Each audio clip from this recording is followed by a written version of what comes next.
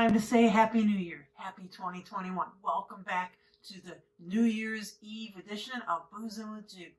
I think we're happy to see 2020 go away. Now, like I said in my last episode, I don't think that means that January 1st, 2021 is going to magically be so much better. But you know what? It's a time to reflect on what was good about this year, and I think we learned a lot. Let's not talk about it. I'm so tired of, oh my God, silver linings, blah, blah, blah. Let's just get into another year where things are better.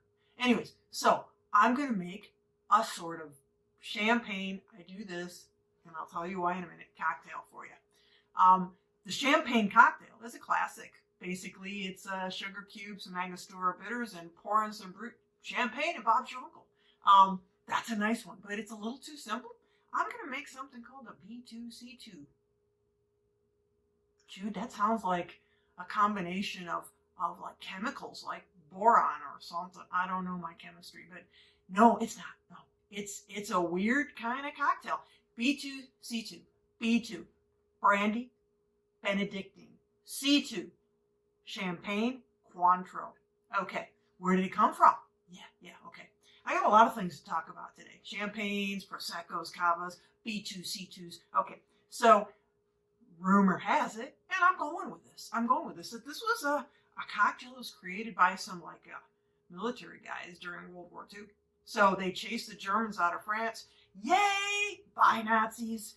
And discovered that they had hoarded a lot of really nice alcohols. Yep. So what the I think they were American military guys did. Way to go, guys. They took these really fine cocktail mixers and alcohols and things and made a drink that they decided to call B2C2. So it's got brandy. We're going to say cognac, VSOP, or at the very least, you should use VS. And brandy and Benedictine, which we've talked about before.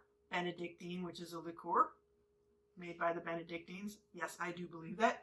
And then C, the first C being an orange liqueur, Cointreau. I hope I have enough. Cointreau. And then the final C being champagne. Okay, look, guys, I can't afford it. Yeah, I'm going to use a Prosecco.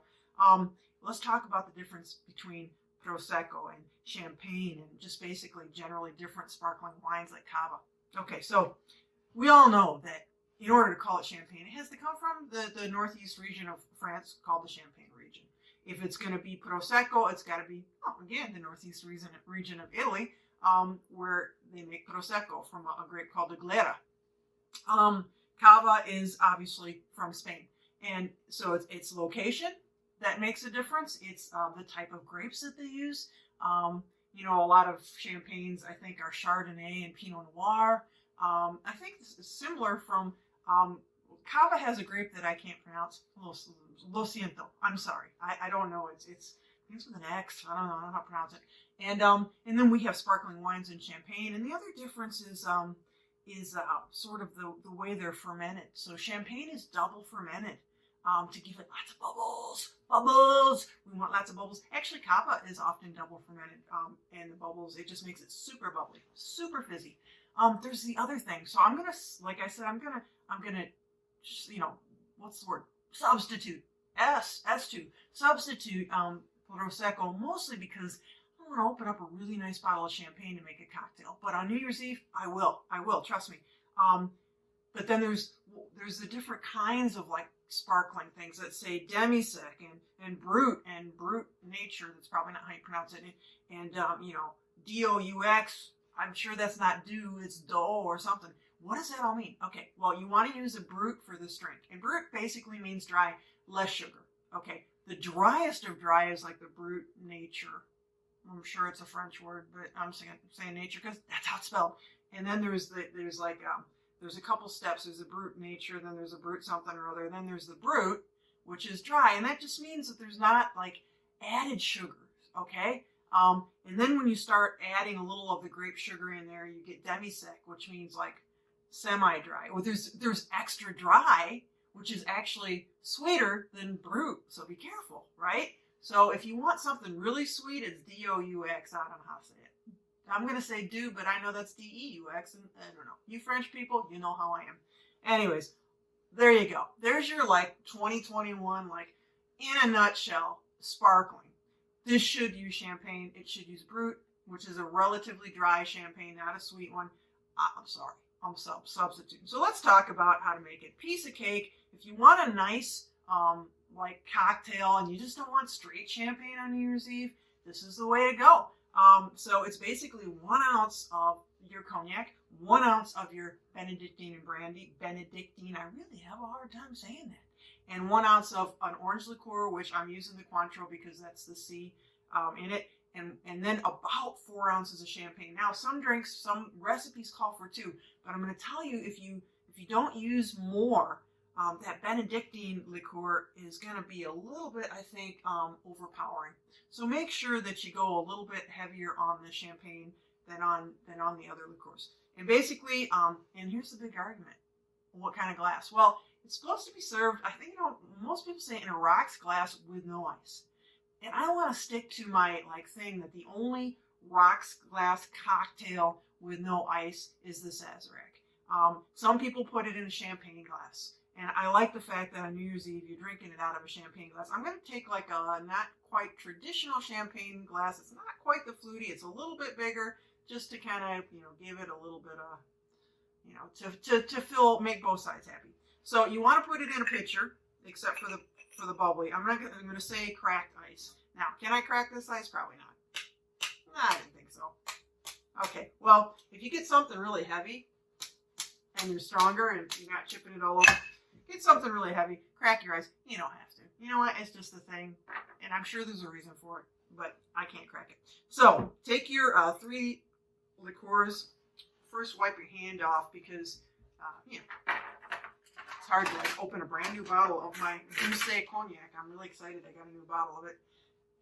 When your hand is wet from trying to crack ice unsuccessfully.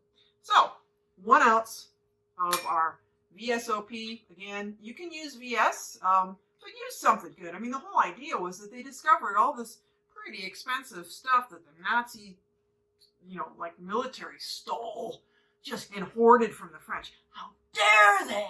How dare they? Okay. And so the Benedictine, I don't know that there's a substitute for the dome. So Benedictine, I would say, if you've tried this and you don't like Benedictine, and some people don't, what's wrong with them? This is not the cocktail for you. Stay strictly straight bubbly, or do the champagne cocktail. But it has a very interesting and unique flavor. Okay. So then 1 ounce of our Cointreau, which I think is going to finish it. Happy New Year. Gotta get another bottle. Okay. So pour that in there. It's going to give it a really great, this goes great with sparkling wines. Remember, champagne is a sparkling wine, but not all sparkling wines are champagne. Pretty easy, right? I think one of my favorite sparkling wines from California is called Chandon, and I think it's from the Moet Chandon. It's like the California region. So I have that as well. But I mean, champagnes anymore. Come on. Come on. So expensive. So we're just going to stir that, get it really cold. And I would suggest that if you can chill your glass as well, because there's not going to be ice in here to keep it cold. Obviously, the bubbly should be chilled. So get it cold, and I'm going to give it a good, 30 seconds of stirring. How can I talk to you in 30 seconds? What should we talk about? Am I going to do another year of this? Do you think I can double my subscribers to almost 80, 78 people? That'd be amazing. Amazing. I'm enjoying this. It's been an expensive year. I mean, I've had friends put up bar shelves, so there's lots of alcohol that goes into doing something like this. And unlike, some of the real famous YouTube channels, I don't have people sending me alcohol. Well, I had one person send me some. It's amazing. Thank you again, Bishop John. Amazing. But, I don't expect it. I just do it because it's fun. And, it's a way to, bide my time while I'm sitting at home working from home. Not that I drink while I'm working from home. Okay, so there we go. I'm going to say that's pretty chilled. And we're just going to take our, probably should have gotten my other strainer, but whatever strainer you got, take it and pour it in your whatever glass you choose. Like I said, you can use a cocktail glass, like a rocks glass. I'm using my kind of modified champagne flute. Okay, and then we're going to go about 4 ounces of of the bubbly. So here we go, Prosecco for me. Which should just about more than double it. It's not going to fill it up. Okay? And now if that were champagne, this would be fizzing like crazy. But this is Prosecco, so you get a nice fizz, but not the fizz you're going to get with champagne.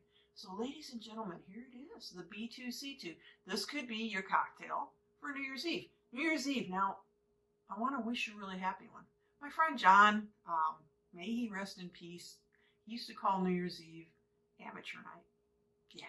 And that doesn't mean that, it's like, we're big time drinkers and we know how to do it, and the people that go out don't, and they just get really ripper drunk. But it is a night where people do get a little bit, crazy. So be careful, drink a cocktail or two, but be careful. Don't be going out and enjoy your cocktails, Jude says. We're here to enjoy cocktails, not to get like ripper drunk. So don't be an amateur. I hope it's a happy New Year's Eve for all of us, and I'm looking forward to 2021 just being like full of great stuff.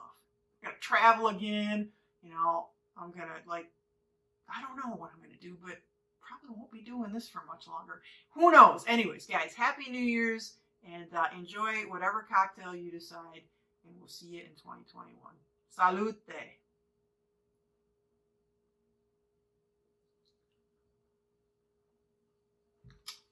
Yummy. Yum. Okay, here's the deal. The orange is really great in here. So use a good orange. Like if you don't have Cointreau, you could use Grand Marnier because it's cognac based.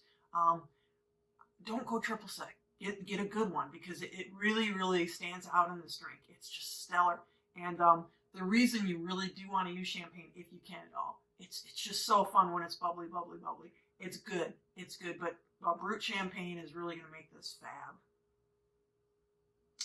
You can garnish it with, I don't know, an orange slice or an orange something. I didn't garnish, but, I would say if you want a pretty one, go for it. So, guys, we'll see you next time. Thanks for being with me for this year, and who knows what it's going to bring.